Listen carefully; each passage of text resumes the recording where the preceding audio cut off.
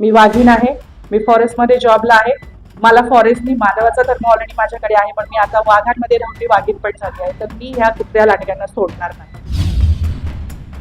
त्याला स्वातंत्र्य मिळून 77 वर्ष झाली आहेत, पण आमच्या जातीच्या लोकांना अजून स्वातंत्र्य नाही मिळालं. म्हणजे आम्ही जे माणूस म्हणून मागतोय, केवळ संविधान आहे आणि म्हणून कायदा आडतो म्हणून ते आम्हाला माणूस म्हणून स्वीकारतायत, हे आज त्यांच्या कृतीतून लक्षात आलंय.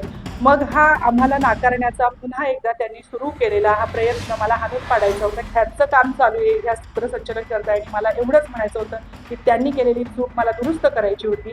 मी डॉक्टर बाबासाहेबांचा तिथे जयघोष केला आणि त्यानंतर लगेचच पोलिसांनी मला अपराध्यासारखं पकडून पोलीस स्टेशनला नेलं. तर मित्रांनो, आजच्या व्हिडिओमधून आपण पाहिलं नाशिकमधल्या प्रजासत्ताक दिनाच्या कार्यक्रमात वनविभागाच्या महिला कर्मचाऱ्यांनी पालकमंत्री गिरीश महाजनांना थेट जाब विचारला. ती प्रमुख अधिकारी माधवी जाधव म्हणते की डॉक्टर बाबासाहेब आंबेडकरांचे नाव का घेतले नाही आणि या मुद्द्यावर ती आक्रमकपणे उभी राहिली. तिने माफी मागण्यापेक्षा स्वतःच्या वादामुळे तिला निलंबित करायचं तर करा, असं उल्लेखपूर्वक सांगितलं. हे वक्तव्य कार्यक्रमात तणाव निर्माण करणारे ठरले. काही वृत्तवाहिन्यांनी सांगितले की पोलिसांनी तिला ताब्यातही घेतले, परंतु या प्रकरणावरून सामाजिक माध्यमांवर आणि राजकीय वर्तुळात तीव्र चर्चाही सुरू झाली आहे.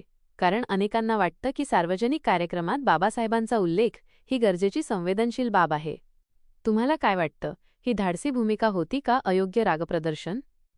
तुमच्या मतांना खाली कमेंटमध्ये सांगा. व्हिडिओ आवडला तर लाईक आणि शेअर करा आणि अशा रिअल टाईम घटना अपडेटसाठी सबस्क्राईब करायला विसरू नका.